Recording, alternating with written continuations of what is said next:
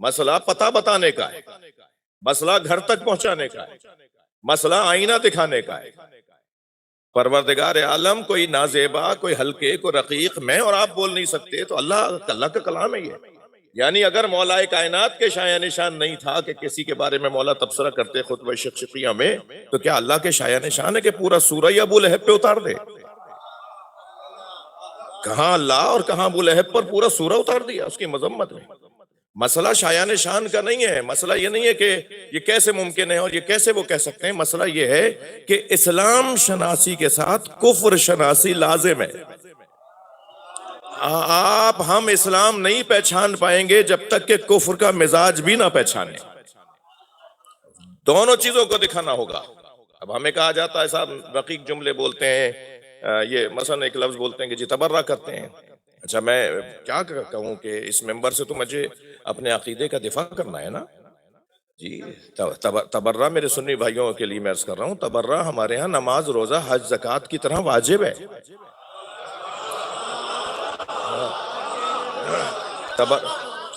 آپ کو تبرہ سمجھنا پڑے گا کہ تبرہ کہتے کیسے ہیں۔ مہذب لوگ، پڑھے لکھے لوگ گالیاں نہیں دیتے۔ پوری دنیا میں قابل ترین لوگوں کی ایک بڑی تعداد ہے جن کے ہاں تبرہ واجب ہے۔ تبرہ کا مطلب گالی دینے نہیں ہے، گالی دینا تبرہ نہیں ہے، تبرہ گالی دینے کو نہیں کہتے۔ تبرہ یہ کہلاتا ہے، تبرہ کا مطلب یہ ہے کہ جو اہل ہے اس سے وابستہ ہو جاؤ، یہ تولہ ہے، جو نااہل ہے اس سے دور ہو جاؤ، یہ تبرہ ہے۔ بھئی پہچانیں گے تبھی تو دور ہوں گے جی۔ ہر خوبیوں سے قریب ہونے کا حکم ہے، اسے تولہ کہا جاتا ہے، اور ہر برائی سے، ہر خوبی سے قریب ہونے کا حکم ہے اور ہر برائی سے دور ہونے کا حکم ہے، اسے تولہ اور اسے تبرہ کہا جاتا ہے جی۔ گالیاں دینا یا کوئی رقیق بات کرنا یہ بالکل ہرگز۔ اور پھر میں آپ سے کیا عرض کروں کہ یہ فطری مسئلہ ہے، جس کے ہاں صرف تولہ ہی تولہ ہے اور تبرہ نہیں ہے، وہ کہیں نہ کہیں بند گلی میں جا کھڑا ہوتا ہے، اسے کہیں نہ کہیں شبہات کا سامنا کرنا پڑتا ہے۔ لیکن جس کے ہاں یہ دونوں جذبے پائے جاتے ہیں، حب بھی ہے اور بغض بھی ہے۔ نبی مکرم سے تو ایک اعرابی نے آ کے کہا کہ میرے پاس وقت نہیں ہے کہ میں آپ کے پاس بیٹھ کے بہت دیر تک سیکھوں سمجھوں، آپ مجھے کھڑے کھڑے بتائیے اسلام کیا ہے۔ تو حضرت نے فرمایا کہ حل الدین الا الحب والبغض، دین محبت اور نفرت کے علاوہ کچھ اور ہے؟ بھئی دین یا محبتوں کا مجموعہ ہے یا دین نفرتوں کا مجموعہ ہے، اور یہ انسان کی فطرت کا مسئلہ ہے۔ یعنی ہم یہ کر رہے ہیں، جو لوگ یہ بات نہیں، ہماری بات اس لفظ سے تھوڑا سا چڑے چڑے سے ہیں، میں ان سے عرض کر رہا ہوں کہ آپ بھی ایسے ہی کر رہے ہیں، آپ بھی ایسے ہی کر رہے ہیں، چاہے وہ 1 2 4 5 نام مشترکہ ہوں جنہیں ہم بھی اچھا نہیں سمجھتے اور آپ بھی اچھا نہیں سمجھتے، مگر 1 2 4 5 نام ضرور ایسے ہیں۔ بھئی یزید کو ہی لے لیجئے، یزید سے نفرت کیا مسلمان نہیں کرتا؟ اسی نفرت کو تبرہ کہا جاتا ہے۔ اور ہم فطری طور پر، میرا مضمون تبرہ و تولہ نہیں ہے، لیکن بات ایک یہ طرز کر رہا ہوں، فطری طور پر ہم سب کمال طلب ہیں، کمال جو ہیں، ہمارے مزاج میں کمال طلبی پائی جاتی ہے، ہم سب خوبیوں کو پسند کرتے ہیں، ہم سب برائیوں سے دور ہٹنے کی کوشش کرتے ہیں، یہ فطرت ہے۔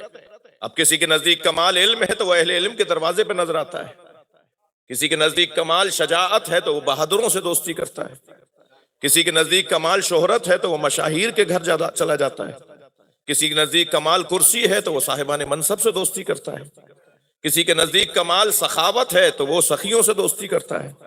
اللہ نہیں چاہتا تھا کہ لوگ در در کی ٹھوکریں کھائیں، اللہ نے ایک ہی گھر میں سارے کمالات رکھے۔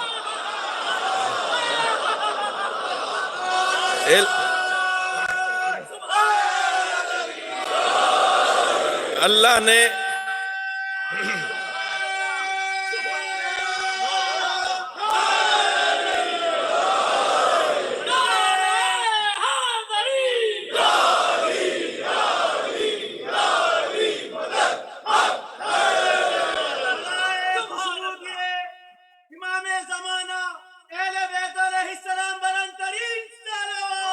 اللہم صل علی محمد وعلی محمد۔ ایسے ہی ہم میں سے کون ہے جو جھوٹ سے نفرت نہیں کرتا؟ جی کون ہے جو جھوٹ سے نفرت نہیں کرتا؟ قرآن مجید میں لعنت سے متعلق آیات کا بھی اجازت دیں اور کبھی موقع ہو اور اس موضوع پر پہلے سے مضمون کا حصہ اس موضوع کو بناؤں. قرآن مجید میں لعنت پر کتنی آیتیں ہیں؟ کیا کریں گے ان آیات کو؟ کہاں لے جائیں گے لعنت والی آیات؟ الذین یؤذون اللہ ورسولہ، جو اللہ اور اللہ کے رسول کو اذیت پہنچاتے ہیں، اولئک لعنہم اللہ، ان پر اللہ لعنت کرتا ہے. جی تو آپ ذرا تلاش کیجئے کہ رسول اللہ کو اذیتیں کس نے پہنچائیں؟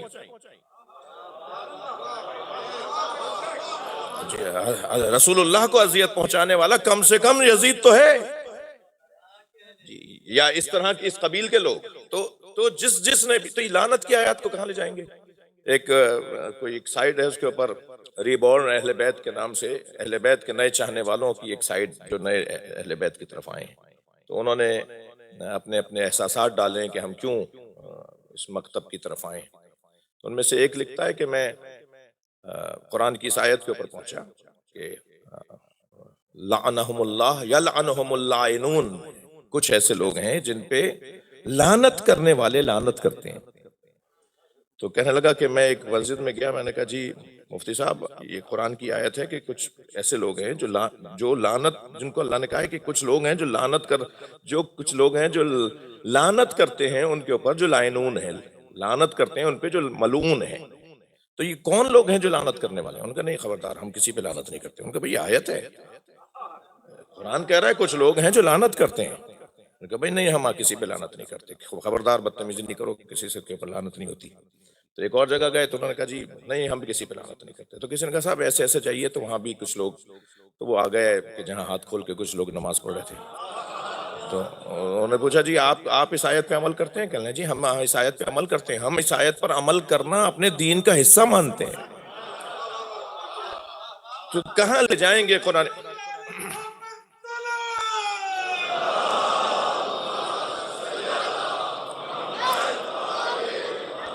بھائی میں اس موضوع پہ زیادہ رک کے، جو میرے کچھ بعض دوست ایسے بھی ہیں جو پہلی مرتبہ مجلس میں تشریف لاتے ہیں، وہ کہیں گے جی آج ہی انہوں نے پتہ نہیں کیا بات چھیڑ دی. میرا مضمون خدا نخواستہ کوئی دل آزاری نہیں ہے، میں ایک لمحہ فکریہ ہے، ایک سوچنے کا موقع ہے، اس پہ غور کیا جائے. مباہلہ میں فَقُلْ تَعَالُوا نَدْعُ أَبْنَاءَنَا وَأَبْنَاءَكُمْ وَنِسَاءَنَا وَنِسَاءَكُمْ ثُمَّ نَبْتَهِلْ جی وَأَنفُسَنَا وَأَنفُسَكُمْ ثُمَّ نَبْتَهِلْ فَنَجْعَلْ لَعْنَتَ اللَّهِ عَلَى الْكَاذِبِينَ. ہم قرار دیں گے اللہ کی لعنت، لعنت اللہ کی ہے، قرار یہ دیں گے.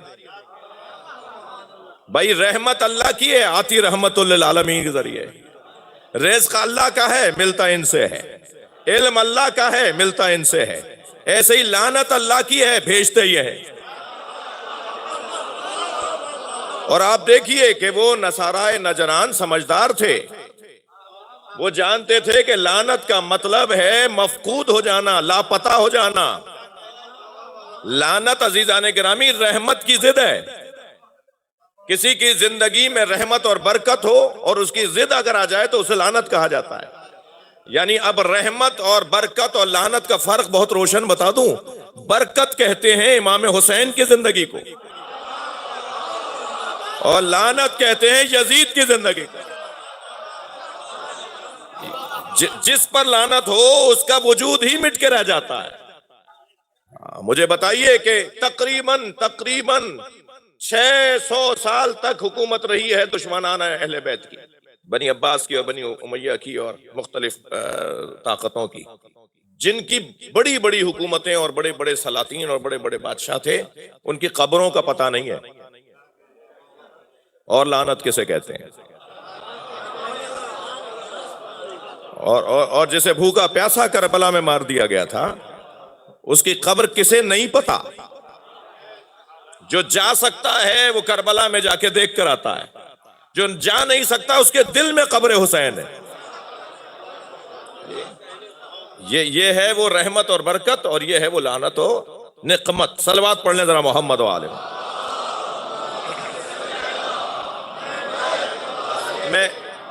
اس حاشیے میں کچھ دیر کے لیے اس لیے آ گیا کہ قرآن مجید میں اللہ نے انسان کے بارے میں کیا کیا الفاظ استعمال کیے ہیں۔ یہ کون سا انسان ہے جسے اللہ ہے پتھر کہہ رہا ہے اور پتھر سے زیادہ سخت کہہ رہا ہے؟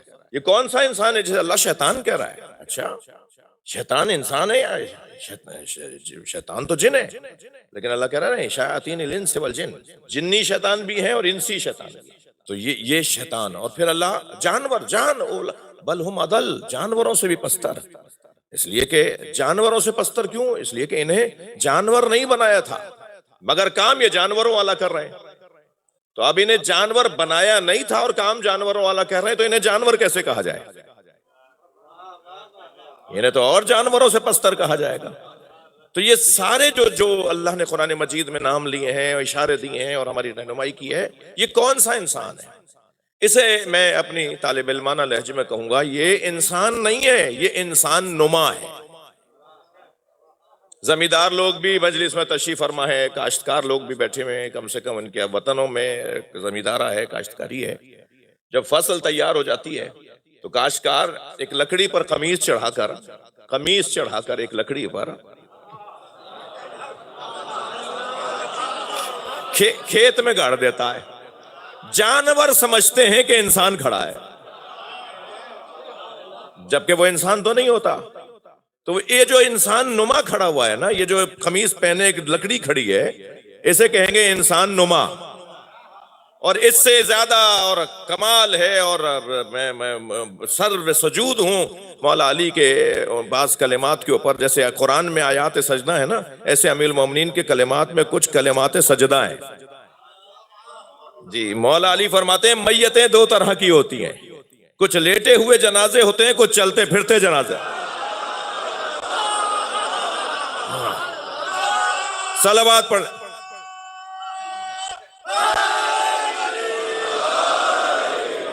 جی، یہ جو چلتے پھرتے جنازے ہیں نا، یعنی مولا کے نزدیک ہر حرکت والا انسان نہیں ہے، ہر چلنے پھرنے والا انسان نہیں ہے۔ بعض ہمیں بازاروں میں چلتے پھرتے، اپنے اطراف میں چلتے پھرتے لوگ نظر آئیں گے، مگر علی مولا انہیں زندہ ماننے کو تیار نہیں، جس کا ضمیر مر چکا ہو، جس کا احساس مر چکا ہو۔ آپ دیکھ رہے ہیں نا کہ قریب میں ہی ایک مسلمان ملک میں بچے بھوک سے کس حالت میں ہیں۔ جی، اس مسئلے کے حل کے لیے بلندر صلوات پڑھیں۔ اللہ علیہ۔ جی، یہ انسان نما لوگ جو بظاہر انسان ہیں اور مولا کے مطابق تو یہ چلتی پھرتی میتیں ہیں، چلتے پھرتے جنازے ہیں۔ ایک جملہ اور مجھ سے قبول فرما لیجئے، جب کوئی مر جائے اور میت پڑی ہو تو کچھ دیر کے بعد یہ میت بدبو کرنے لگتی ہے نا، بو آنے لگتی ہے۔ میت کا بو دینا تو طے ہے، سوال ان شاموں پر ہے، ان سونگنے والوں پر ہے جنہیں بدبو نہیں آ رہی۔ بھائی صلوات پڑھ لیں محمد و آل محمد۔ اللہم صلی اللہ۔ وہ جو میتوں کے مجمع کے اندر، میتوں کے اندر رہتے ہوں، انہیں اگر بدبو نہیں آ رہی تو علاج تو انہیں بھی کروانا چاہیے۔ احساس مٹ گیا، توجہ نہیں ہے، لا تعلقی ہے، یہ کیسے ممکن ہے؟ یہ سارے پیغامات قرآن مجید میں جو انسان کے لیے اللہ نے دیے ہیں، یہ انسان نہیں، انسان نما ہے۔ اور شاید یہ وہی انسان ہے، یعنی جو میں نے آیات پڑھی ہیں، یہ شاید وہی انسان ہے جس انسان کو شیطان نے بھی، معاف کیجئے گا، جس انسان کے بارے میں حتیٰ جنوں نے بھی، حتیٰ فرشتوں نے بھی، مجھے یہ کہنے دیجئے، حتیٰ فرشتوں نے بھی یہ کہہ دیا تھا کہ اتجعل فیہا من یفسد فیہا ویسفک الدماء، یا اللہ تو اسے اپنا خلیفہ بنا رہا ہے جو فساد پھیلائے گا، جو خون بہائے گا، تو اسے اپنا خلیفہ بنا رہا ہے۔ تو اللہ نے کیا جواب دیا تھا؟ یہ اس انسان کو دیکھ رہے تھے جو فساد پھیلائے گا، یہ اس انسان کو دیکھ رہے تھے جو خون بہائے گا۔ اللہ نے ان کی بات کو رد نہیں کیا ہے، اللہ نے یہ نہیں کہا ہے فرشتوں سے کہ تم غلط کہہ رہے ہو، انسان کہاں فساد پھیلائے گا، انسان کو کیوں خون بہائے گا، اللہ نے یہ نہیں فرمایا۔ اللہ نے فرشتوں کی بات کو رد نہیں کیا، بلکہ فرمایا انی اعلم ما لا تعلمون، تم جس انسان کو دیکھ رہے ہو وہ کوئی اور انسان ہے، اور میں جس انسان کو خلیفہ بنا رہا ہوں وہ کوئی اور انسان ہے۔ تم انسان نماؤں کو انسان جان رہے ہو، میں ان انسان نما لوگوں کے لیے یہ دنیا نہیں بنا رہا، یہ نظام نہیں بنا رہا۔ یہ ان لوگوں کی وجہ سے سب کچھ نہیں بنایا گیا ہے۔ تو وہ جو انسان نما لوگ ہیں وہ معاشرے کے اندر عزیزان گرامی، اور اچھا یہ طے ہے کہ ان انسان نما لوگوں میں سے کچھ لوگ ہیں جو انسانیت کی طرف بڑھ سکتے ہیں، لہذا مایوس بھی نہیں ہونا ہے، مایوس بھی نہیں ہونا ہے، کہ ان سے دور بھی نہیں ہونا ہے، ان کو اپنے ساتھ بھی رکھنا ہے، ان کے ساتھ بھی رہنا ہے۔ مگر یہ جو قسم ہے انسان کی، یہ انسان نما لوگ، میرے بچوں جوانوں آپ سے ایک جملہ اور کہہ دیتا ہوں کہ سب سے زیادہ مجہول مخلوق اگر کوئی ہے تو وہ انسان ہے۔ یہ پتھروں کو پہچان چکا ہے، یہ پودوں کے بارے میں ماہر ہے، جی یہ زمینوں کے بارے میں ماہر ہے، یہ جانوروں کے بارے میں ماہر ہے، حتیٰ یہ چاند سورج کے بارے میں بہت کچھ جانتا ہے، مگر یہ نہیں جانتا تو اپنے بارے میں نہیں جانتا۔ بعض تعلیمی اداروں میں تو ڈاکٹر صاحب، بعض تعلیمی اداروں میں تو انسان شناسی پر ایک شعبہ ہے، انسان کو پہچاننا خود ایک بہت بڑی مہارت ہے۔ انسان مثلاً ایک مثال دے رہا ہوں، یہ جو 7 سال سے چھوٹے بچے ہیں جن کی عمر 7 سال اور اس سے کم ہے، ان کو بدنی تنبیہ کرنا اسلام نے اجازت نہیں دی ہے، شریعت اجازت نہیں دیتی کہ ان کو تھپڑ مارا جائے۔ جی اس کے لیے معصوم نے تعبیر استعمال فرمائی کہ 7 سال تک بادشاہ ہیں، ضرورت ہے تمہاری بادشاہ کو تھپڑ مارو۔ جب کہہ دیا نبی نے، جب کہہ دیا معصوم نے کہ یہ بادشاہ ہیں، بادشاہ ہیں بھائی بادشاہ ہیں، اب کیونکہ بچے بیٹھے ہیں کہیں یہ اس سے غلط فائدہ نہ اٹھائیں کہ آج تو ہمیں مولانا سے ممبر سے ہی تائید مل گئی، اب جو چاہیں ہم کریں۔ تو یہ جو بچے شیطنت کر رہے ہوتے ہیں، شرارت کر رہے ہوتے ہیں، تکلیف دے رہے ہوتے ہیں کہ اپنے عزیزوں کو، اپنے والدین کو، اس کا حل صرف یہ تو نہیں ہے کہ انہیں مارا جائے۔ اس موضوع پر بھی بات ہو کہ تربیت اولاد کے حوالے سے اکثر والدین کو معلوم ہی نہیں ہے کہ بچے کے مسائل کو حل کیسے کرنا ہے، بچے کو کیسے آگے لے کے چلنا ہے۔ یہ جانور کا بچہ تو نہیں ہے، مجھے معاف کیجیے گا، انسان کا بچہ ہے نا۔ تو بچے کی تربیت کا انتظام تو والدین اپنی شادی سے پہلے شروع کریں، شادی سے پہلے بچہ دنیا میں آئے گا تو کیا کرنا ہے یہ پہلے سے پتا ہونا چاہیے۔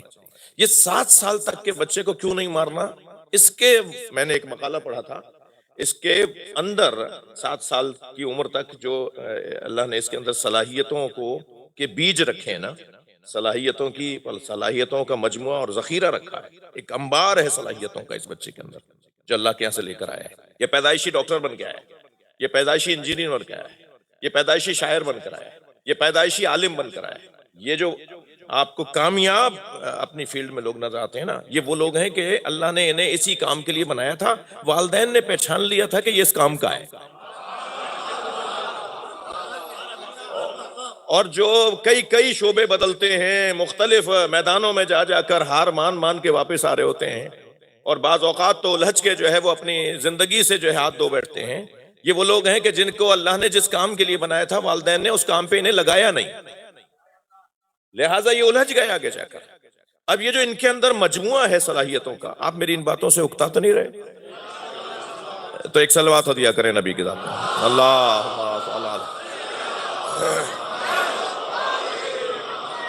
وہ جو صلاحیتوں کا ایک انبار، ایک پہاڑ ڈال کے اللہ نے بھیجا ہے نا، ان گنت صلاحیتیں اللہ نے جو ڈال کے انسان کے وجود میں بھیجی ہیں، وہ پہلے 7 سال تک ان کی کہ یہ پرورش ہو رہی ہوتی ہے وجود کے اندر۔ وہ جیسے تھوڑی دیر کے لیے تصور کریں، بلا تشبیہ، صرف بات روشن ہونے کے لیے، درخت کے اندر لاکھوں پتے لگے ہوئے ہیں، ہزاروں کم سے کم لاکھوں پتے، لاکھوں نہیں کم سے کم ہزاروں پتے لگے ہوئے ہیں، یہ ہزاروں صلاحیتیں ہیں انسان کے اندر۔ جیسے ہی 7 سال سے کم بچے کو تھپڑ مارا جاتا ہے تو وہ 8 10 50، جیسے آپ نے درخت کو ہلایا ہو اور 85 پتے جھڑ گئے ہوں، ایسے ہی اس کے اندر سے صلاحیتیں جھڑ جاتی ہیں۔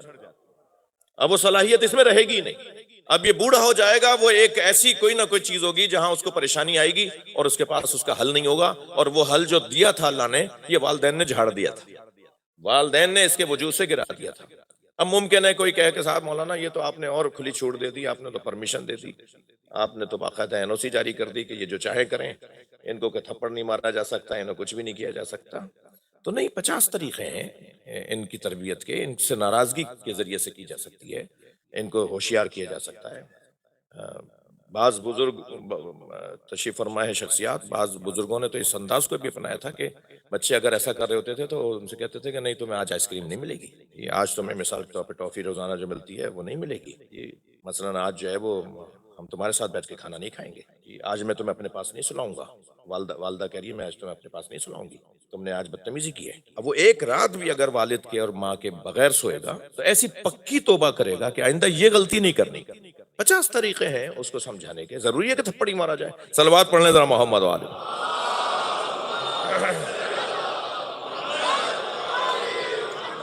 التماس کر رہا ہوں تھوڑا تھوڑا سا آگے تشریف لائیں، جگہ بنائیں، ایک صلوات پڑھتے ہوئے تھوڑا تھوڑا سا آگے۔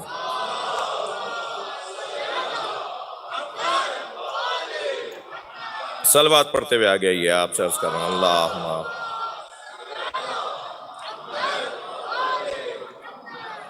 ابھی آدھا پون گھنٹہ میں آپ کے ساتھ ہوں۔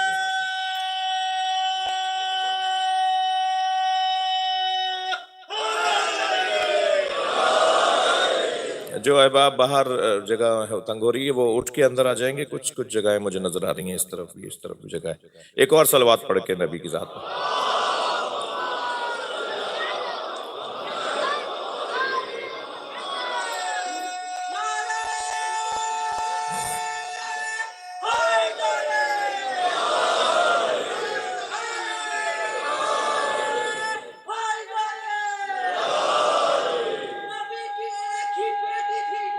خیال کرنا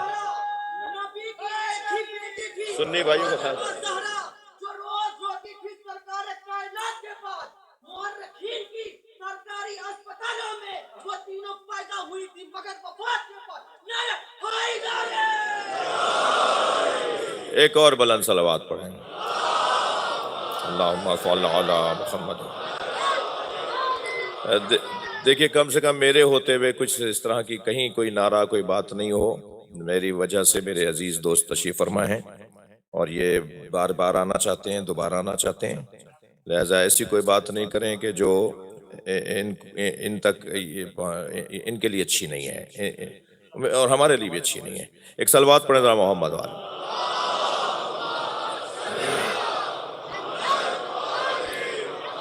بات تھوڑی آگے بڑھے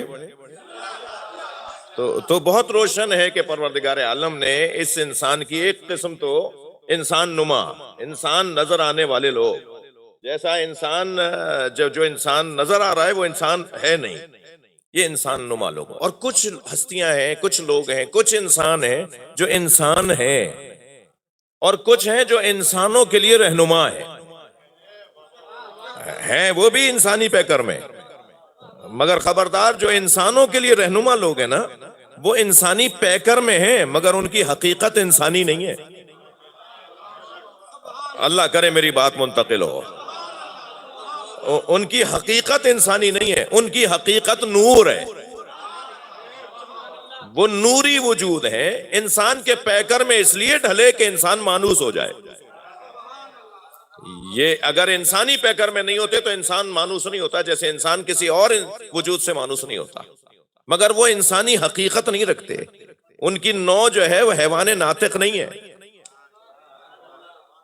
جی بحث کی آیت اللہ جوادی عاملی نے کہ یہ انسان کی جو ائمہ اہل بیت ہیں، جو خود سرکار کی ذات ہیں، ان کی جو نوع ہے، نوع تعریف جو انسان کے لیے آئی ہے نا، ہوا حیوان الناطق، توجہ ہے، ہوا حیوان الناطق، الانسان ہوا حیوان الناطق، انسان ایک سمجھدار حیوان ہے۔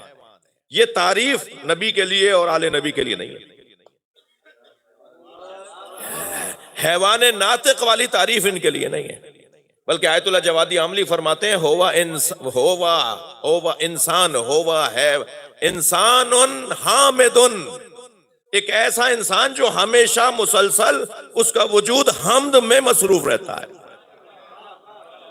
جو کسی آن اور کسی لمحے بھی اللہ سے کٹا ہوا نہیں ہے، وہ انسان اور ہے، اور وہ انسان جو 15 سال کے بعد جس پہ نماز واجب ہوتی ہے وہ انسان اور ہے، جس پہ 9 سال کے بعد نماز واجب ہوتی ہے، روزہ واجب ہوتا ہے، وہ انسان اور ہے، اور ایک ایسا وجود ہے کہ جو ہمیشہ سے اللہ سے جڑا ہوا ہے، انسان حامد، ایک ایسا انسان جو مسلسل حمد کی کیفیت میں۔ تو اب انسان نما لوگ، تھوڑی سی خشک گفتگو ہو گئی ہے، مدرسے کی گفتگو ہو گئی ہے، مجھے معاف کیجئے گا۔ ایک انسان ہے جو انسان نما ہے، یہ جو سارے انسانوں کا ذکر ہے قرآن مجید، قرآن کی زبان ہے، اور ایک انسان ہے جو انسان نما نہیں ہے، انسان ہے۔ اب مجھ سے میں اپنے آپ سے پوچھوں بھائی تم انسان ہو، تو میں کیسے اپنے آپ کو سمجھاؤں کہ میں وہ انسان نما لوگوں میں سے ہوں یا انسان ہوں؟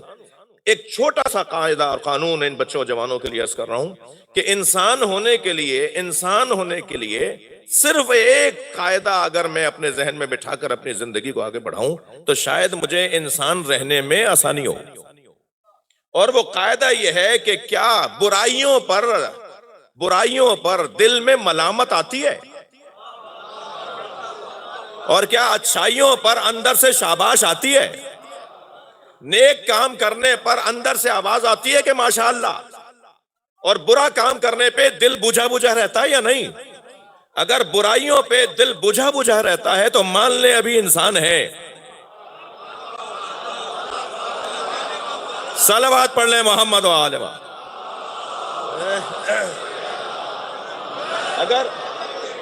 اگر برائیوں پر دل بجھا بجھا نہیں رہتا تو پھر اپنا علاج کروانے کی ضرورت ہے. ایسے شفا خانے میں جانے کی ضرورت ہے جہاں ان انسانوں کا تذکرہ ہوتا ہے جن کا ذکر شفا دیتا ہے. اپنے آپ کو دوبارہ سے بہتر کرنا ہے بھائی. یہ ہوتا ہے کینسر کا بھی علاج ہے. صلوات پڑھیں ذرا محمد و آل محمد.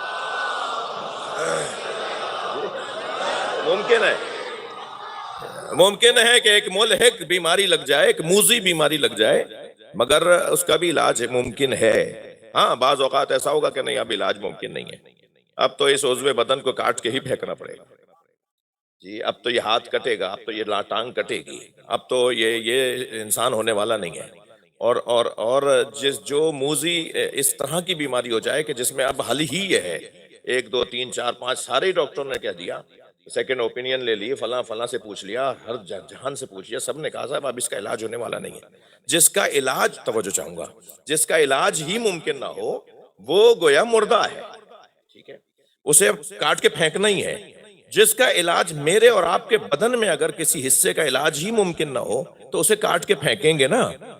اگر کوئی وجود اتنا بیماریوں کا مجموعہ بن جائے کہ بس اس کا تو آخرش یہ ہے کہ ابھی مرنے والا ہے، تو عزیزان گرامی جیسے میرے اور آپ کے بدن کے اندر کچھ ایسی کیفیات ہوتی ہیں، ایسے معاشرے میں کچھ انسان بھی ہوتے ہیں کہ اب ان کا کوئی حل نہیں ہے، ان کو کوئی شفا نہیں ملے گی.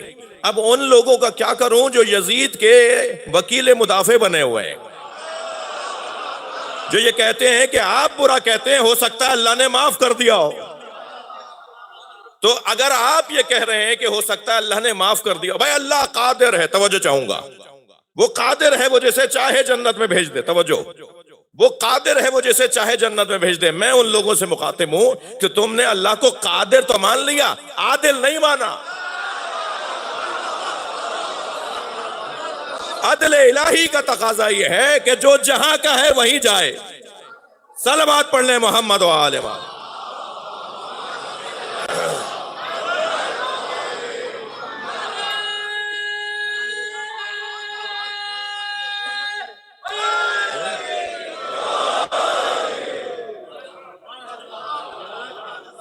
اب یہ انسان نما لوگ اور پھر کچھ لوگ ہیں جو انسان ہیں. یہ دوسری قسم ہو گئی کہ جن کا ضمیر، جن کا اندر سے شاباش دینے والا اور نفرت کرنے والا اور غصہ کرنے والا، ملامت کرنے والا نفس لوامہ ابھی زندہ ہے. نفس امارہ کا شکار کہ جو صرف اور صرف برائیاں کرتا ہو، لیکن نفس لوامہ کے جہاں پر ملامت بھی آتی ہو، جہاں برائیوں پہ ملامت آئے، بس جہاں بھی برائیوں پہ ملامت آ رہی ہے عزیزان گرامی، تو بس یہ کم سے کم چھوٹا سا قاعدہ اور فارمولہ ہے کہ وہ انسان اپنے آپ کو سمجھے کہ ابھی انسان ہے.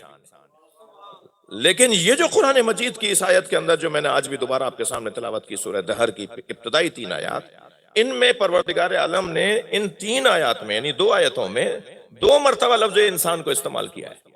گفتگو انسان پر ہو رہی ہے مگر انسان کے لفظ کی تکرار کی ہے اللہ نے. دوبارہ سنیے، هل اتى على الانسان حين من الدهر لم يكن شيئا مذكورا. هل اتى على الانسان، کیا انسان پر ایسا کوئی وقت آیا جب وہ قابل ذکر نہیں تھا؟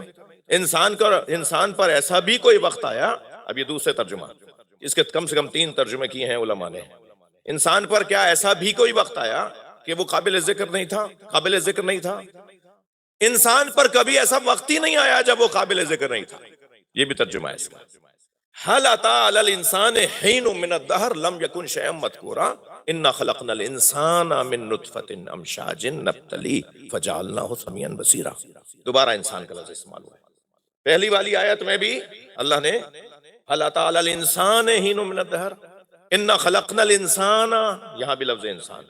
مفسرین کا کہنا یہ ہے کہ جو پہلی آیت میں لفظ انسان ہے یہ کوئی اور انسان ہے، اور یہ دوسری آیت کے اندر جو کنکتے ہوئے پانی سے، اچھلتے ہوئے پانی سے بنا ہے یہ کوئی اور انسان ہے. وہ جو پہلی آیت کے اندر انسان کا ذکر ہے وہ کوئی اور انسان ہے، جسے اللہ کہہ رہا ہے کوئی انسان پر ایسا وقت ہی نہیں آیا کہ جب وہ قابل ذکر نہیں تھا. بھئی قابل ذکر کیوں نہ ہو جب ذاکر موجود ہے؟ یعنی اللہ ذاکر موجود ہے. صلوات پڑھیں ذرا محمد و آل محمد. اللہ کرے میرا مجمع میرے ساتھ ساتھ رہے، اور الحمدللہ ہے. وہ جو پہلا انسان جو آیت میں پہلی مرتبہ یا آیت میں ذکر ہوا ہے، پہلی آیت میں ذکر ہوا ہے، حل اتا علی الانسان حین من الدہر، یہ والا انسان. کیا انسان پر کوئی ایسا وقت آیا جب وہ قابل ذکر نہیں تھا؟ یہ استفہام انکاری نہیں ہے، یہاں پر سوال ہو رہا ہے کہ نہیں ایسا کچھ نہیں تھا. ایک انسان ایسا تھا جو ہمیشہ سے قابل ذکر تھا. ہمیشہ سے ایک انسان کی قسم ایسی تھی جو ہمیشہ سے قابل ذکر تھی. وہ انسان جو ہمیشہ سے قابل ذکر تھا وہ انسان وہی ہے کہ جس سے پہلے اس کا ذاکر موجود تھا، یعنی اللہ، یعنی ذاکر اللہ، ذکر کرنے والا اللہ. یعنی وہ انسان ہے کہ جسے بنانے سے پہلے اس کا خالق تھا. وہ انسان کون ہے کہ جس کا ذاکر اللہ ہو؟ بھئی تھکیں گے نہیں، ایک جملہ ہدیہ کر رہا ہوں. خبردار کسی کے دماغ میں اگر خام خیالی ہے کہ وہ ذکر حسین مٹا سکتا ہے تو اپنے دماغ سے یہ بات نکال دے. جس کا ذاکر اللہ ہو اس کے ذکر کو کوئی مٹا نہیں سکتا. جس نے یہ قاعدہ دے دیا ہو فَاذْكُرُونِي أَذْكُرْكُمْ، صلوات پڑھیں محمد و آلہ.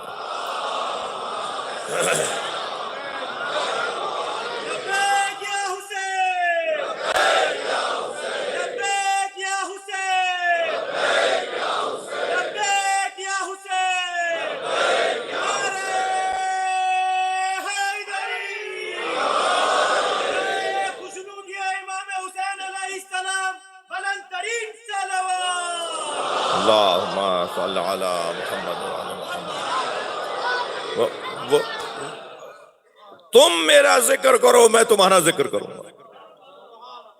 جی پہلے تم میرا ذکر کرو پھر میں تمہارا ذکر کروں گا. یہ تو کتنا حسین قاعدہ ہے. طے کریں کہ کس کس نے اللہ کا ذکر کیا ہے.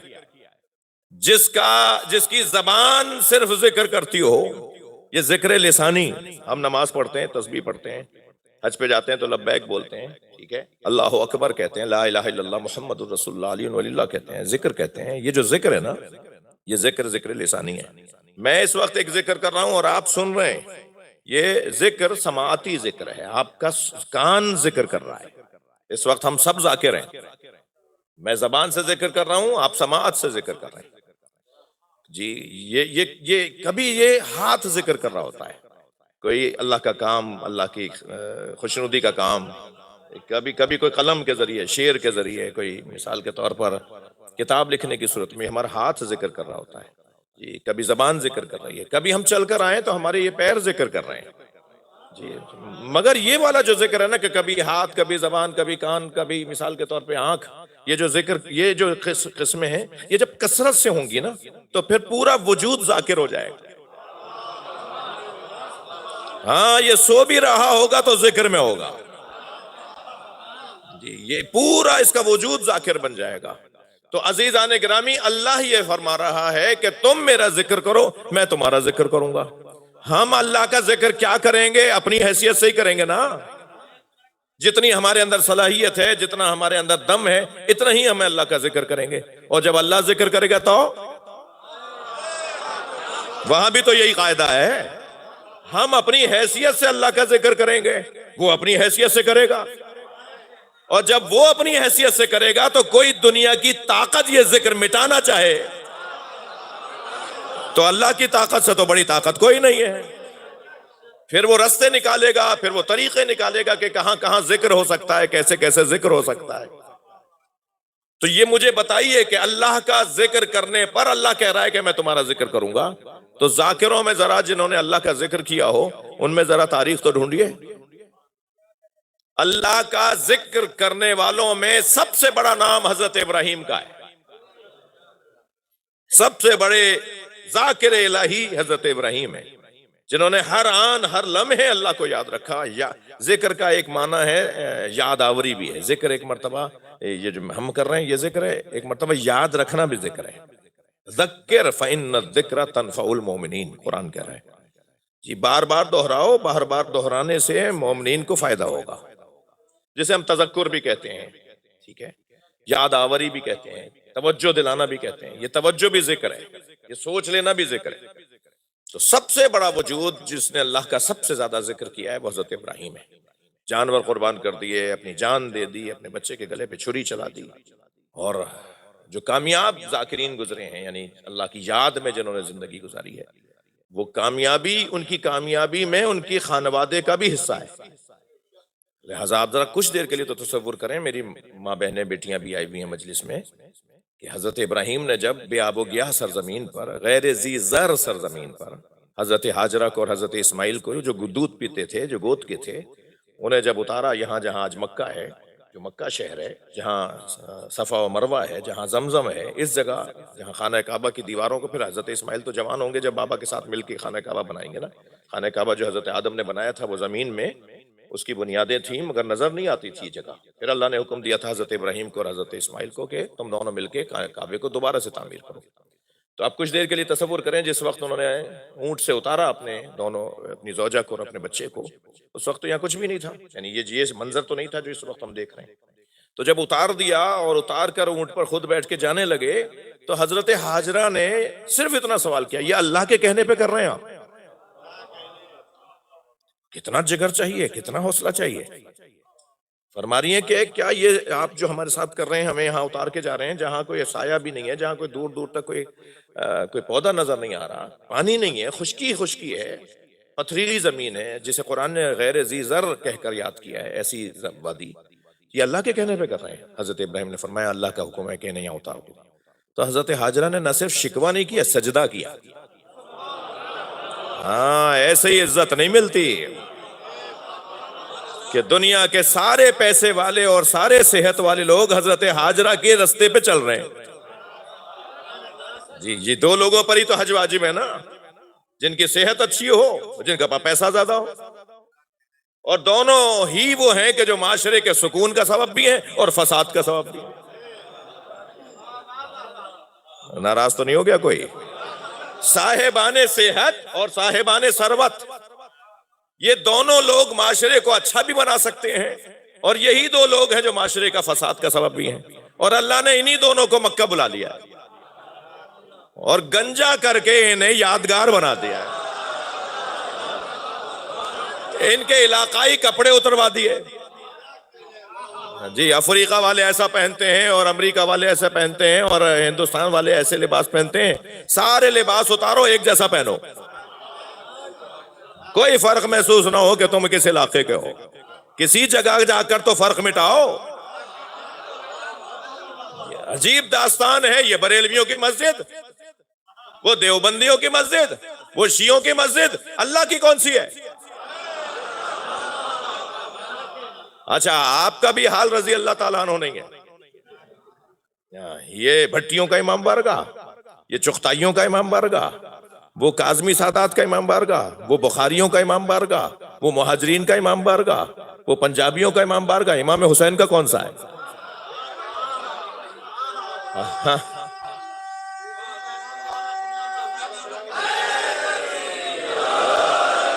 امام بارگاہوں میں حسین نہیں مل رہے؟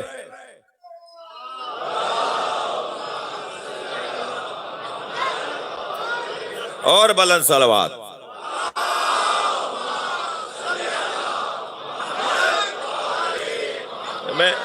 میں نام لینے سے گریز کروں گا، میں الحمدللہ کوئی 8 سے زیادہ حج کرنے کی توفیق ہوئی۔ ایک سال ہمارے ساتھ ہمارے ملک کے ایک بڑے وزیر تھے، وفاقی وزیر تھے، تو مزدلفہ میں کنکر بین رہے تھے سارے حاجی شیطانوں کو مارنے کے لیے۔ تو بعض لوگوں کو اس کا اندازہ بھی نہیں ہوتا کہ وہ پتھر انہی پہ پلٹ کے آئے گا. تو وہ پتھر سب بین رہے تھے. ظاہر ہے پتھر بنانے تو ہوتے نہیں کہ بڑا پتھر لے کے اسے توڑ کے باریک باریک بنا لیں, نہیں, ڈھونڈنا ہے پتھروں کو. تو وہ ڈھونڈ رہے تھے, ہم بھی سب اپنی تھیلیوں میں جمع کر رہے تھے پتھروں کو. تو میں ان کے قریب سے گزرا تو میں نے دیکھا کہ پسینوں میں شرابور اور وہ پتھر ڈھونڈ رہے ہیں. تو میں ان کے قریب گیا, میں نے کہا حضور کیسا لگ رہا ہے؟ کہنے لگے اللہ ناک رگڑوا رہا ہے, اللہ نے ناک رگڑوا دی. کہنے لگے مولانا آج تو بچہ بھی یہ نہیں کرتا, اور میں نے اب طے کر لیا ہے کہ واپس جا کے اسمبلی کے اندر میں ایک قرارداد پیش کروں گا کہ اسمبلی کے باہر 3 ستون کھڑے کیے جائیں اور سارے ممبران اسلامی اسمبلی پہلے ان 3 شیطانوں کو پتھر مار کے آئیں, پھر اندر آ کے بیٹھیں تاکہ اللہ کی خاطر قانون پاس کریں. صلوات پڑھیں ذرا محمد و آل محمد.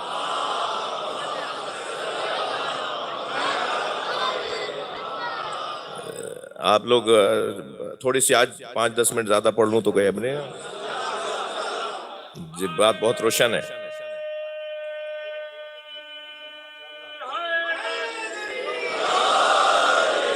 بس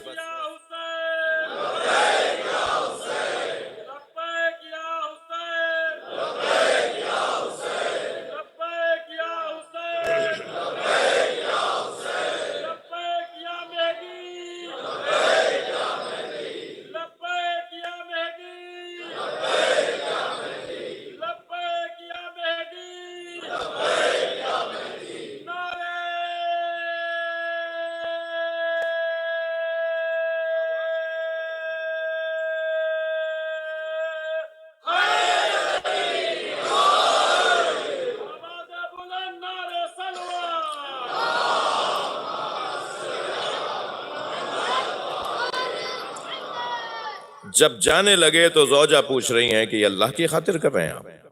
فرمایا ہاں اللہ کی خاطر کر رہا ہوں. تو کوئی شکوہ کوئی شکایت نہیں. جن کے گھر والے ساتھ دیتے ہوں نا, پھر وہی معاشرے کی اصلاح کر پاتے ہیں. لیکن جن کے گھر والے ہی ان کا ساتھ نہ دیتے ہوں, اور گھر والے جو ساتھ نہیں دے رہے تو اس وجہ سے نہیں کہ گھر والوں کی مذمت ہوگی, پہلے تو ان کے بارے میں پوچھا جائے گا کہ گھر والے آپ کا ساتھ کیوں نہیں دے رہے. اس لیے کہ آپ گھر میں کچھ اور ہیں, باہر کچھ اور ہیں. جب باہر کچھ اور ہیں گھر میں کچھ اور ہیں تو گھر والے تو جانتے ہیں نا کہ آپ گھر میں کچھ اور ہیں اور باہر کچھ اور ہیں, تو پھر ساتھ نہیں دیتے وہ. لیکن یہاں حضرت ہاجرہ نے حضرت ابراہیم کا ساتھ دیا اور وہ چلے گئے, اور وہ وہاں ایک نبی کی جان بچانے کے لیے صفا و مروہ کے درمیان پانی کی تلاش میں رہی. وہاں پانی نظر آیا تو وہاں دوڑتی بھی گئیں, وہاں دیکھا کہ پانی نہیں ہے توجہ چاہوں گا, تو پھر مڑ کر دیکھا تو صفا پہ پانی نظر آیا, صفا پہنچی تو مروہ پہ پانی نظر آیا. سراب تھا, پانی نہیں تھا. تو آپ یہاں سے وہاں, وہاں سے وہاں دوڑتی رہیں. اللہ نے جب آزما لیا کہ یہ ہمت ہارنے والی نہیں ہے, اللہ نے جب دیکھ لیا کہ یہ ہمت ہارنے والی نہیں ہے, یہ اپنا کام جاری رکھے گی, تو پھر 7ویں چکر پر اللہ نے حضرت اسماعیل کے پیروں کی رگڑ, پیاسے تھے وہ پیر رگڑ رہے تھے, حضرت اسماعیل کے پیروں کی رگڑ سے آب زمزم چشمہ پانی وہ چشمہ پھوٹ گیا, اور حضرت اسماعیل اس پانی میں کھیلنے لگے. بچہ جیسے اگر پانی میں ہو تو وہ کیا کر رہا ہوتا, اس کی یہ کیفیت تھی. تو اب یہاں عجیب سی داستان ہے, بچے بھی آئے ہوئے تو ان کو بھی ہدیہ کر دوں ایک جملہ. جی, محنت ماں باپ کرتے ہیں, نتیجہ اولاد لیتی ہے. حضرت ہاجرہ نے محنت کی نا, مگر زمزم کس کے نام سے منسوب ہے؟ حضرت اسماعیل کے نام سے منسوب ہے. تو تکو دو ماں کی ہے, مگر نتیجہ اولاد لے رہی ہے. اب یہاں جیسے ہی حضرت ہاجرہ نے دیکھا کہ پرندے اتر رہے ہیں, اڑ رہے ہیں, انہوں نے سوچا کہ پرندے تو وہاں اترتے ہیں جہاں پانی ہو, یا ابھی کچھ دیر پہلے تک تو یہاں دور دور تک کوئی پرندہ نہیں تھا, یہ پرندے کہاں سے آ گئے؟ تو آپ نے رک کر دور سے دیکھا تو نظر آیا کہ وہاں پانی ہے. پھر وہاں گئی تو دیکھا حضرت اسماعیل پانی کے اندر پیر مار رہے ہیں, ہاتھ مار رہے ہیں, خوش ہو رہے ہیں جیسے بچہ جس کیفیت میں ہوتا ہے. تو آپ دیکھیے کہ وہاں آج تک, یعنی اتنی مدت کے بعد, اچھا میں مناظرے کا میرا مضمون نہیں ہے اور بہت زیادہ آمادہ بھی نہیں ہوں اس حوالے سے, لیکن بعض دوستوں کو میں ذرا پیار سے محبت سے ہاتھ جوڑ کر خاکساری ان کے ساری تواضع کے ساتھ کہہ رہا ہوں کہ بعض لوگوں نے کچھ چھوٹی چھوٹی باتوں کو عنوان بنا کر آپ کو ہم سے اور ہمیں آپ سے دور کیا ہے. مثلا اس میں یہ کہ بچے کاٹ کے کھلاتے ہیں, نیاز میں تھوک کے کھلاتے ہیں, ارے بھائی سوشل میڈیا کے زمانے نے تو سب ایسا شفاف دکھا دیا ہے. یہ کل بھی نہیں تھا ایسا بھائی, یہ کبھی ایسا نہیں تھا. یہ کچھ لوگوں نے آپ کو روکنے کے لیے ایسا کیا تھا کہ وہاں مت چلے جانا, وہ تو ایسا کرتے ہیں, لائٹیں بند کر کے یہ کام کرتے ہیں. سفید جھوٹ, سفید کا لفظ بھی اس کے لیے چھوٹا ہے, ہرگز کبھی ایسا نہیں ہوا. ایسے ہی کہتے ہیں نیاز نظر نہیں کھانا. جو نیاز نظر کا منکر ہے نا وہ زمزم لا کے ضرور بانٹتا ہے. سبیلوں کو بدعت بولنے والے صلوات پڑھے ذرا محمد وآلہ. اللہ نے سارے عالم اسلام کے لیے ایک سبیل لگائی ہوئی ہے. بتائیے کیا اس سبیل کے اوپر اسماعیل کا نام نہیں ہے؟ حضرت اسماعیل کے نام کی سبیل نہیں ہے وہ حضرت اسماعیل کی وجہ سے نہیں پی دنیا, پوری دنیا پی رہی ہے وہ پانی. جی جو قبروں پہ جانے کو بدعت کہتے ہیں کہ مزاروں پہ نہ جاؤ, قبروں پہ نہ جاؤ, وہ حتیم کا طواف ضرور کریں گے. حتیم تو کعبہ نہیں ہے, وہ جو ناٹی سی دیوار ہے, پرنالہ جہاں گرتا ہے, میزاب رحمت جہاں گرتا ہے, یہ پرنالہ پانی جہاں گرتا ہے وہ ناٹی سی دیوار, ڈی نما دیوار. جی کعبہ تو کعبہ ہے, اس کے اور اس دیوار کے درمیان اچھا خاصا فاصلہ ہے, شاید کوئی 10-15 میٹر کا فاصلہ ہے. بندے وہاں سے جا سکتے ہیں اور جاتے ہیں ہم اس کے اندر نماز پڑھنے کے لیے, مگر واجب ہے کہ اس کا بھی طواف کرو. وہ کعبہ نہیں ہے, اس کا طواف واجب ہے. بھائی وہاں حضرت ہاجرہ اور حضرت اسماعیل کی قبریں ہیں.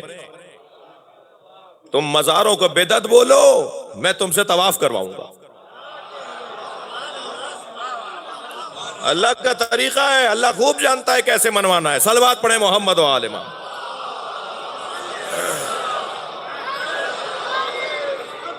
اور بلند صلوات نبی کی ذات پر.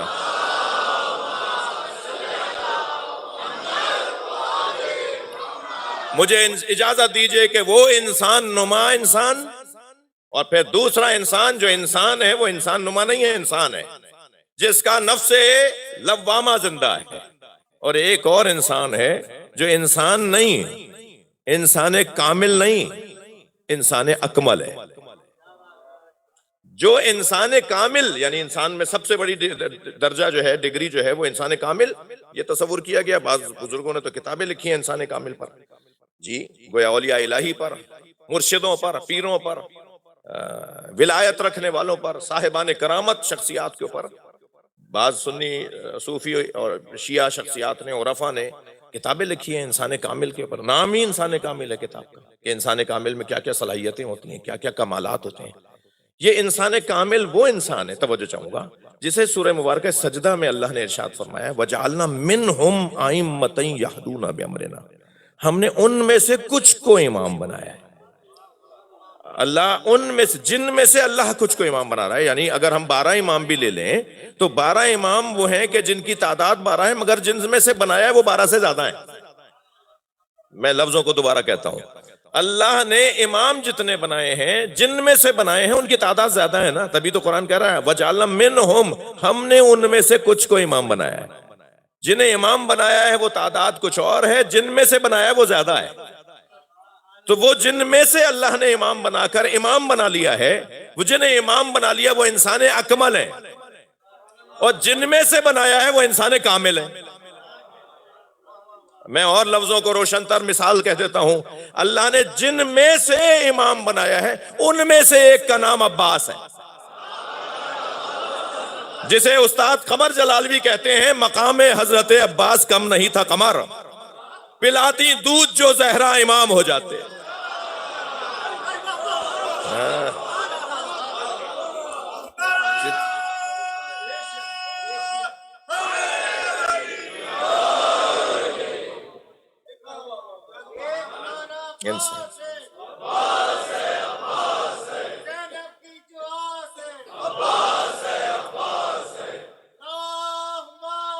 صلی علی محمد وآل محمد. جن میں سے اللہ نے امام بنائے ہیں وہ انسان کامل ہیں, اور جنہیں امام بنایا ہے وہ انسان اکمل ہے. ان سے اوپر انسان کوئی نہیں ہے, ان سے اوپر اللہ کا وجود ہے. یہ سب سے بڑا وجود انسانوں میں, اللہ کی مخلوق میں سب سے بڑا وجود انسان اکمل.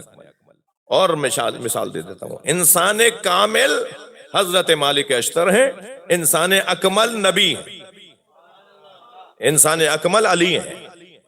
صحابہ کرام، حضرت سلمان فارسی، حضرت عمار یاسر، ایک بڑی تعداد صحابہ کرام، یہ جو خاص طور پہ جنہیں نبی مکرم نے درجے دیے ہیں کہ 10ویں درجے پر فائز، 9ویں درجے پر فائز، 8ویں درجے پر فائز، جی وہ بڑے لوگ جنہیں نبی مکرم نے درجوں کے ساتھ یاد کیا ہے، یہ سب انسان کامل ہے، اور نبی کا وجود انسان اکمل ہے، ان کے اور اللہ کے درمیان کوئی فاصلہ نہیں ہے۔ انسان اکمل میں توجہ چاہوں گا، بس آخری 2 جملے کہہ رہا ہوں، پھر اس کے بعد مصائب کے چند جملے۔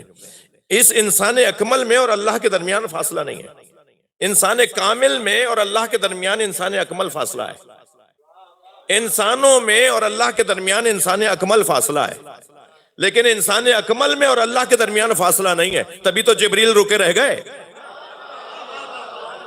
سرکار جب معراج پر گئے تو حضرت نے دیکھا کہ جبریل جو ہر جگہ ساتھ تھے، اور اب سدرۃ المنتہا پر پہنچا ہوں تو جبریل رکے ہوئے ہیں، تو حضرت نے مڑ کے دیکھا، فرمایا جبریل آؤ آگے، فرمایا ہذا موقفی، صلوات پڑھیں ذرا محمد وآلہ۔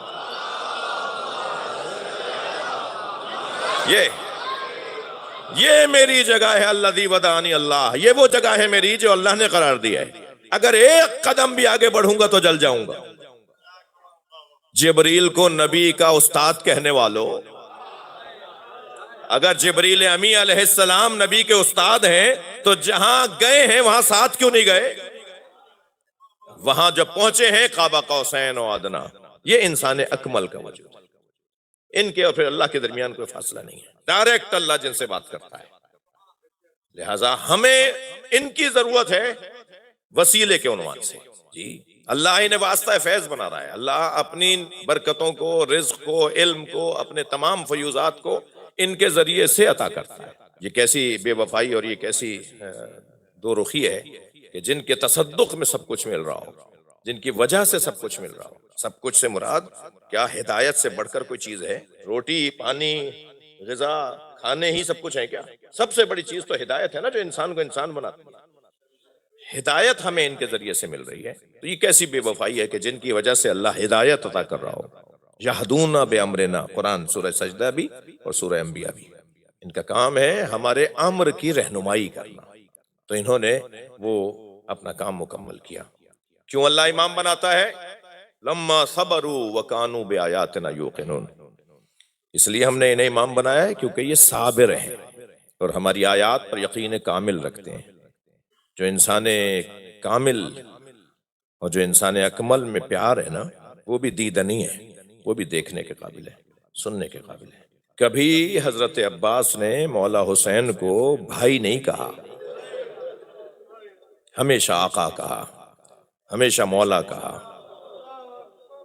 جی کبھی آگے نہیں چلے حضرت سے، حتیٰ برابر میں نہیں چلے، ایک قدم پیچھے چلتے تھے۔ یہ اللہ کا نظام دیکھیے، یہ اللہ کا نظام دیکھیے کہ دنیا میں آنے میں بھی مولا حسین 3 شعبان کو آ رہے ہیں تو حضرت عباس 4 شعبان کو آ رہے ہیں۔ دنیا میں آنے میں بھی حضرت ایک قدم پیچھے ہیں۔ کتنا پیار ہے، وقف کر دیا حضرت عباس کو امام حسین کے لیے۔ جب جناب زہرا کی شہادت ہو گئی تو مولا علی نے اپنے بھائی جناب عقیل سے کہا، جو شجروں کے بارے میں، خاندانوں کے بارے میں، قبیلوں کے بارے میں مہارت رکھتے تھے، معلومات رکھتے تھے، حضرت سے فرمایا عقیل مجھے عقد کرنا ہے، کوئی ایسا خاندان بتاؤ جہاں کوئی ایسی خاتون ہو جو شجاع ہو، بہادر ہو، اور میرا مقصد شادی کرنے کا یہ ہے کہ اللہ مجھے ایک شجاع بیٹا عطا کرے جو کربلا میں میرے حسین کے کام آ سکے۔ تو حضرت عقیل نے کچھ ہی دیر بعد فرمایا کہ قبیلہ بنی کلاب میں حزام نامی ایک شخصیت ہیں، ان کی بیٹی ہیں فاطمہ، اس قبیلے میں اگر آپ شادی کریں تو یقیناً اولاد شجاع پیدا ہوگی۔ تو حضرت عقیل ہی بڑے بھائی تھے نا مولا علی کے، حضرت عقیل ہی پیغام لے کے گئے، حضرت فاطمہ کلابیہ سے شادی ہوئی، اور بی بی فاطمہ کلابیہ جب گھر میں آئی ہیں اور پہلی مرتبہ جناب امیر المومنین نے بی بی کو فاطمہ کہہ کے پکارا، تو کچھ ہی دیر بعد جناب فاطمہ کلابیہ مولا کی خدمت میں آئیں اور فرمایا، اے میرے آقا، آپ نے جب مجھے فاطمہ کہا تو زینب کی آنکھوں میں آنسو آ گئے۔ حسنین کی آنکھیں نمناک ہو گئیں، بچوں کو اپنی ماں یاد آ گئے۔ اجرکم اللہ، اجرکم اللہ۔ آپ مجھے فاطمہ نہ پکاریں، حضرت فرمایا ہم تمہیں کنیت سے پکاریں گے، ام البنین، بیٹوں کی ماں۔ مولا چاہتے تھے کہ ایک شجاع بیٹا ہو جو کربلا میں میرے حسین کی نصرت کرے، مگر جناب فاطمہ کلابیہ بی بی ام البنین نے ان سے حضرت کے 4 بیٹے دنیا میں آئے۔ 4 بھائی کربلا میں قربان ہوئے ہیں، امام حسین پر جان نثار کر دی ہے۔ مولا علی کے 4 بیٹوں نے، حضرت فاطمہ، حضرت ام البنین کے 4 بیٹوں نے۔ اجرکم اللہ، اجرکم اللہ۔ 3 سال کا سن تھا حضرت عباس کا، تو حضرت امام حسین نے پانی مانگا حضرت قمبر سے، اپنے بابا کے غلام قمبر سے پانی مانگا، قمبر مجھے پانی پلاؤ۔ تو میں آپ سے پوچھ سکتا ہوں کہ قمبر کتنی جلدی گئے ہوں گے پانی لینے؟ ایک تو ان کا کام تھا اور دوسرے حسین مانگ رہے تھے۔ رونے والوں، اللہ کا نظام بھی اللہ کا ہے، ہر ایک سے اس کے مزاج کے مطابق امتحان لیتا ہے۔ اللہ نے ہر ایک سے اس کے مزاج کے مطابق آزمائش لی ہے۔ حضرت ابراہیم کے ہاں منت مرادوں کے بعد اسماعیل دنیا میں آئے، اللہ نے امتحان لیا، اسی کے گلے پہ چھری چلاؤ۔ یہ حضرت ابراہیم کا امتحان تھا۔ حضرت یوسف پانی سے ہولتے تھے، بڑا پانی دیکھ کر حضرت کو ہول آتی تھی، بھائیوں نے کنویں میں ڈال دیا۔ یہ حضرت یوسف کا امتحان تھا۔ سنیں گے، جناب زہرا کے مزاج میں مانگنا نہیں تھا، اپنے بابا سے کچھ نہیں مانگا، اپنے شوہر سے کچھ نہیں مانگا، 3 دن تک اپنے بابا رسول اللہ سے کنیز مانگنے جاتی رہیں اور کہے بغیر واپس آ جاتی تھی۔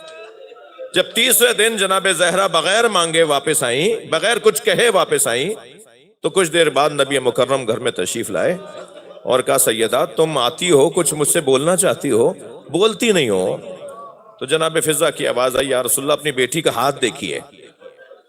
تو سرکار نے ہاتھ دیکھا تو چکی کی چوب سے زخمی ہو گیا تھا۔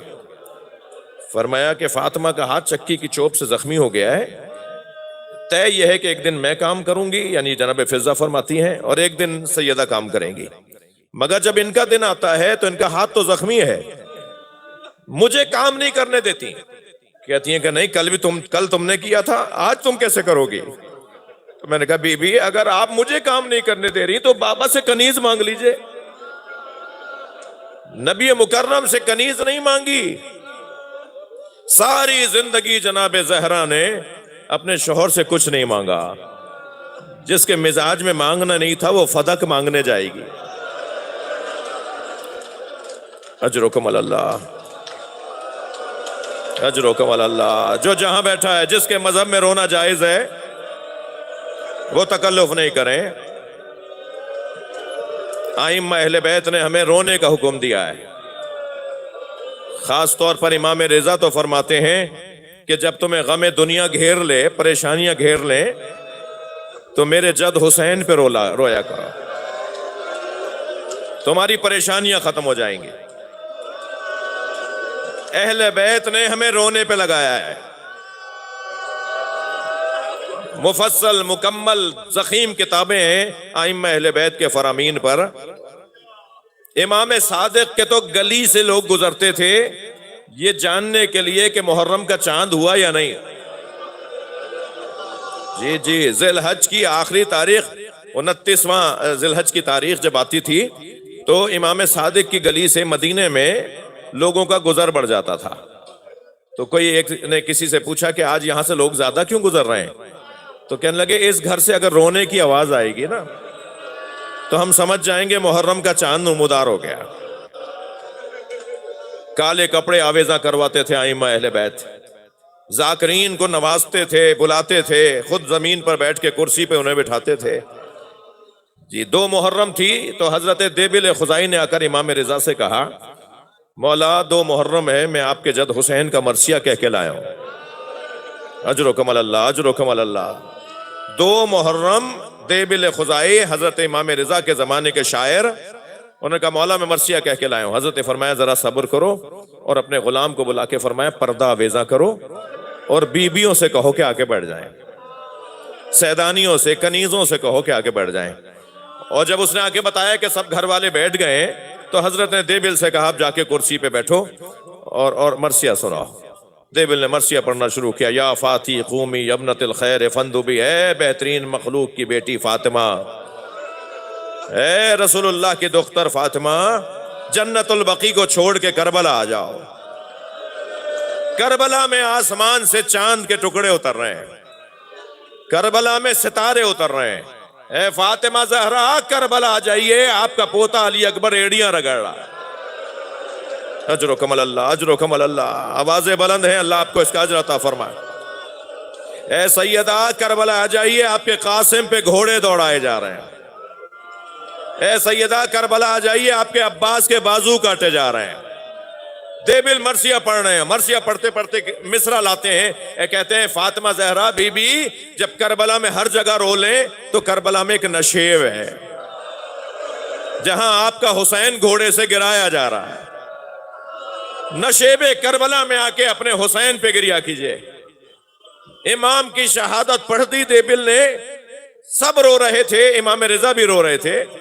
دیبل خاموش ہو کے اترنے لگے ممبر سے، تو امام رضا کی آواز آئی، دیبل اس میں ایک مصرع اور بڑھا دو، اور وہ شعر یہ بڑھاؤ کہ اے سیدہ جب کربلا میں اپنے بیٹے پہ رو چکے ہیں تو خراسان میں اپنے غریب بیٹے کی قبر پہ آ جائے۔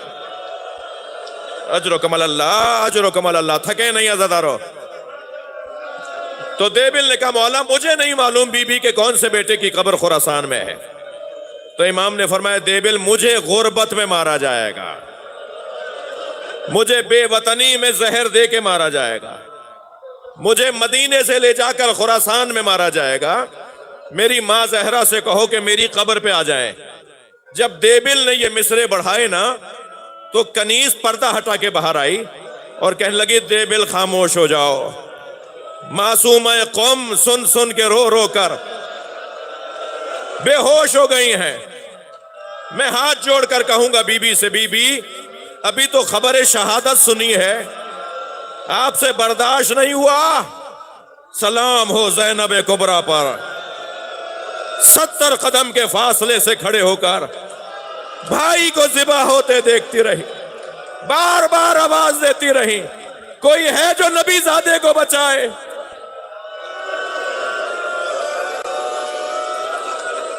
الا لعنت اللہ علی الظالمین فسيعلم الذين ظلموا أي منقلب ينقلبون۔ یا حسین